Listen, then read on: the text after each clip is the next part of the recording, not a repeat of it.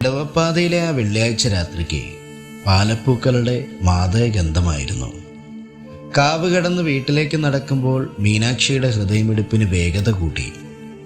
നിലാവിൻ്റെ വെള്ളിനൂലുകൾ മരങ്ങൾക്കിടയിലൂടെ അരിച്ചിറങ്ങുന്നുണ്ടെങ്കിലും ഇരുളും വെളിച്ചവും ഇടകലർന്ന ആ വഴിയിൽ ഭയം നിഴലായി അവളെ പിന്തുടർന്നു. നാട്ടുകാർ പറഞ്ഞു കേട്ടിട്ടുള്ള ഗന്ധർവ കഥകൾ അവളുടെ ഓർമ്മകളിൽ ചിറകടിച്ചു. പെട്ടെന്നാണ് കാറ്റിന് ഭ്രാന്തമായ വേഗത കൈവന്നത്. ചുറ്റുമുള്ള കാട്ടുലതകൾ അവളോട് എന്തോ മന്ത്രിക്കുന്നത് പോലെ ഉലഞ്ഞു. ആ വലിയ പാലമരത്തിന് ചുവട്ടിലെത്തിയപ്പോൾ മീനാക്ഷി തറഞ്ഞു നിന്നുപോയി. അവളുടെ കാഴ്ചയിൽ അമ്പരപ്പം നിറഞ്ഞു. പാലമര ചുവട്ടിൽ മരതക ശോഭയുടെ ഒരാൾ. മനുഷ്യസാധ്യമല്ലാത്ത സൗന്ദര്യം. അവൻ്റെ ഉടയാടകളിൽ നിന്ന് സ്വർണ്ണനൂലുകൾ പോലെ വെളിച്ചം ചിതറുന്നുണ്ടായിരുന്നു. കണ്ണുകളിൽ 1000 നക്ഷത്രങ്ങളുടെ തിളക്കം. അവൻ അവളെ നോക്കി പുഞ്ചിരിച്ചു. ഭയം നിന്റെ മിഴികളിലെ തിളക്കം കെടുത്തുന്നു മീനാക്ഷി. നീ എന്തിനാണ് എന്നെ ഭയപ്പെടുന്നത്? അവൻ്റെ ശബ്ദം അലകളായി വന്ന് അവളെ പൊതിഞ്ഞു. ഒരേ സമയം ഓടക്കുഴൽ വിളി പോലെ മനോഹരവും കടലിരുമ്പുന്നത് പോലെ ഗംഭീരവുമായിരുന്നു അവൻ്റെ ആ സ്വരം. നിങ്ങൾ ഈ പാലമരത്തിലെ ഗന്ധർവനല്ലേ? അവൾ വിറയലോട് ചോദിച്ചു. അവൻ സാവധാനം അടുത്തേക്ക് വന്നു. അവന് ചുറ്റും വായുവിൽ പാലപ്പൂക്കളുടെ മണം തീവ്രമായി. മനുഷ്യർ ഞങ്ങളെ അങ്ങനെ വിളിക്കുന്നു, പക്ഷേ എനിക്ക് നിന്റെ പ്രാണന്റെ താളം സുപരിചിതമാണ്. നീ ഈ കാവിൻ്റെ മുറ്റത്ത് പാടിയ പാട്ടുകളും നിന്റെ ഏകാന്തമായ പ്രാർത്ഥനകളും ഈ പാലമരക്കൊമ്പിലിരുന്ന് ഞാൻ പ്രണയത്തോടെ കേട്ടിരുന്നു.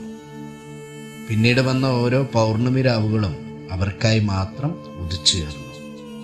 മീനാക്ഷി ആ പാലച്ചുവട്ടിലെ നിത്യസന്ദർശകയായി. അവൻ അവൾക്കായി നക്ഷത്രങ്ങളുടെ സംഗീതവും ദേവലോകത്തെ മഞ്ഞുതുള്ളികൾ വീഴുന്ന കഥകളും പറഞ്ഞുകൊടുത്തു. അവൾ വനപുഷ്പങ്ങൾ കോർത്ത് അവന് മാലകൾ അണിയിച്ചു. മണ്ണും വിണ്ണും തമ്മിലുള്ള വാക്കുകൾക്കതീതമായ ഒരാത്മബന്ധമായി അവരുടെ പ്രണയം വളർന്നു. എന്നാൽ ഒരു കാർത്തിക നാളിൽ അവൻ്റെ മുഖത്ത് വിഷാദം പടർന്നു.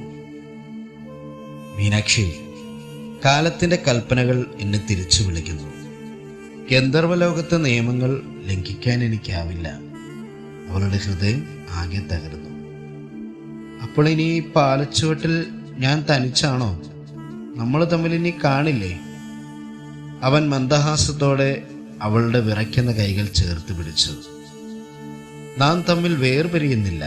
നീ എപ്പോഴൊക്കെ കണ്ണുകൾ അടച്ച് ഈ പാലപ്പൂവിൻ്റെ ഗന്ധം ആഴത്തിൽ ശ്വസിക്കുന്നുവോ അപ്പോഴെല്ലാം നിന്റെ ശ്വാസമായി ഞാൻ കൂടെ ഉണ്ടാകും. രാത്രിയിലെ തണുത്ത കാറ്റായി ഞാൻ നിന്നെ വന്ന് തലോടും. നിന്റെ സ്വപ്നങ്ങളിൽ ഞാൻ സ്വർണ്ണച്ചിറകുകളുമായി വരും. ഒരു നിമിഷം മിന്നൽ പിണർ പോലെ അവൻ വായുവിൽ അലിഞ്ഞു ചേർന്നു.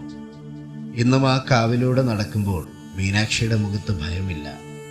പാലപ്പൂക്കൾ പൂത്തു നിൽക്കുന്ന രാത്രികളിൽ ആ മനം മയക്കുന്ന സുഗന്ധം വായുവിൽ നിറയുമ്പോൾ അവൾ മെല്ലെ കണ്ണുകൾ അടയ്ക്കും. ആ കാറ്റിൽ അവൾക്ക് തൻ്റെ പ്രിയപ്പെട്ടവൻ്റെ ഗന്ധം തിരിച്ചറിയാം. ലോകം അതിനെ വെറും പാലപ്പൂത്ത മണമെന്ന് വിളിക്കുമ്പോൾ മീനാക്ഷി അതിനെ പ്രണയമെന്ന് വിളിക്കുന്നു.